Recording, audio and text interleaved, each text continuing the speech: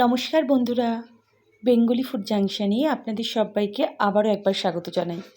আজকে আমি আপনাদের জন্য নিয়ে এসেছি একটি ডিমের রেসিপি। সেটি হলো ডিম ও আলুর ডালনা। ডিম আপনারা বাড়িতে বিভিন্নভাবে রান্না করে খেয়ে থাকেন, স্বাদও কিন্তু সব কিছুর বেশ ভালোই হয়। কিন্তু কিভাবে এবং মশলা রান্নার পদ্ধতি কীরকমভাবে করলে একদম পারফেক্ট ডিমের ডালনা তৈরি হবে, সেই রেসিপি আপনাদের সাথে শেয়ার করছি। আশা করি আপনাদের খুব ভালো লাগবে। আর ভালো লাগলে কিন্তু একটি লাইক, কমেন্ট ও শেয়ার করতে ভুলবেন না। আর আমার চ্যানেলে যদি আপনারা নতুন ভিজিট করেন আর ভালো লাগে, তাহলে চ্যানেলটি সাবস্ক্রাইব করে পাশে থাকবেন। চলুন দেখে নিই। দেখুন, এখানে আমি নিয়েছি ডিম, যেটি আমি সেদ্ধ করে ভেতরে কাট লাগিয়ে নিয়েছি। নিয়েছি সেদ্ধ করা আলু, পেঁয়াজ কুচি, কাঁচা লঙ্কা চিড়ে রাখা, টমেটো বাটা, এখানে নিয়েছি আদা ও রসুনের পেস্ট, গোটা গরম মশলা আর গোটা জিরে, হলুদ গুঁড়ো, এখানে নিয়েছি লঙ্কা বাটা, চিনি, নুন। এই সমস্ত কিছু দিয়ে আজকে আমি তৈরি করে নেব ডিমের ডালনা। প্রথমে একটি কড়াইতে সর্ষের তেল গরম করে ডিমগুলো আমি দিয়ে দেব এবং ডিমগুলো হালকা ভেজে তুলে নেব। আপনারা যদি আমার ভিডিওটি ফেসবুক পেজ থেকে দেখে থাকেন, তাহলে পেজটি লাইক করে ফলো করতে একদম ভুলবেন না। আর প্রত্যেক বন্ধুদের কাছে অনুরোধ রইল ভিডিওটি স্কিপ না করে পুরোটি দেখার, তাহলে আপনারা পারফেক্টভাবে ডিমের ডালনাটি তৈরি করতে পারবেন।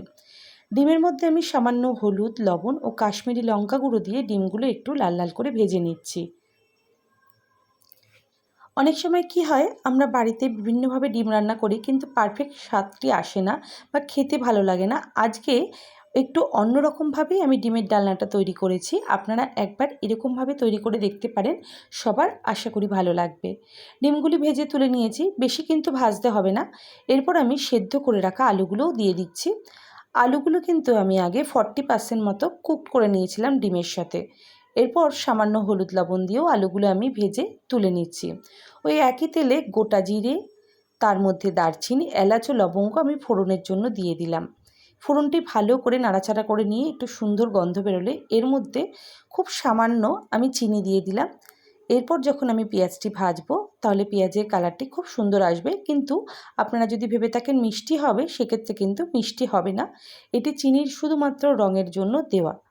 এরপর আমি এখানে 4টে মিডিয়াম সাইজের পেঁয়াজ ভালো করে কেটে রেখেছিলাম, সেটি এর মধ্যে দিয়ে দিলাম। গ্যাস লো টু মিডিয়াম করে আমি পেঁয়াজগুলো ভালো করে ভেজে নেব। খুব সুন্দরভাবে নরম করে ভেজে নিচ্ছি।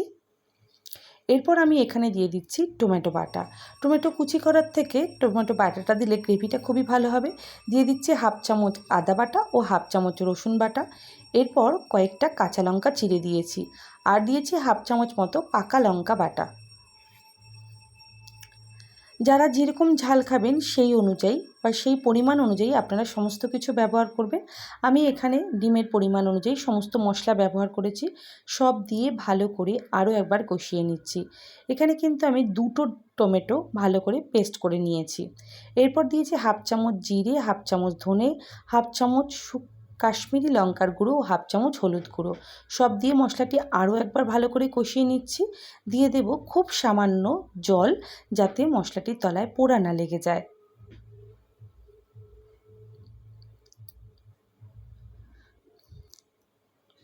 মশলাটি ভালো করে কষাতে হবে, কিন্তু একটু সময় নিয়ে, যতক্ষণ না মশলাটি ভালো করে মিশে গিয়ে তেল বেরোতে থাকে।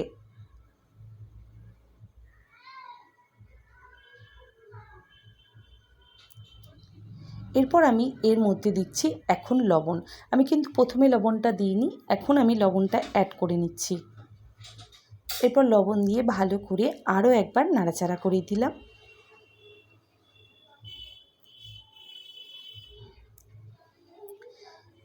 যখন মশলা পুরোপুরি রেডি হয়ে যাবে, তখন সিদ্ধ করে ভেজে রাখা আলুটি আমি এর গ্রেভির মধ্যে দিয়ে দিচ্ছি।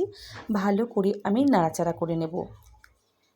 এই ডিমের ডালনাটা কিন্তু ডিমের ঝোলের মতো অত ঝোল হবে না, আবার খুব একদম ডিমের কারির মতো পাতলাও হবে না। সেই জন্য এখানে আমি 1 বাটি মতো জল ব্যবহার করেছি, যাতে ডিমটি দিয়ে ভালো করে ডালনাটি পারফেক্টভাবে গ্রেভি তৈরি হতে পারে। প্রথমে 1 বাটি জল দেওয়ার পরও আমি পরে আরও হাফ বাটি মতো জল অ্যাড করেছিলাম, যাতে আলুগুলো পারফেক্টভাবে নরম হতে পারে। ডিম কিন্তু প্রথমে দেওয়া যাবে না, ডিমটা একটু পরে দিতে হবে। এরপর ডিমগুলো দিয়ে আমি মিনিট 1-2 ফোটালেই আজকে আমাদের ডিমের ডালনা পুরোপুরিভাবে রেডি হয়ে যাবে। আশা করি আমার আজকের রেসিপি আপনাদের ভালো লেগেছে। সবাইকে অসংখ্য ধন্যবাদ ভিডিওটি দেখার জন্য। সবাই খুব ভালো থাকবেন। শুভরাত্রি।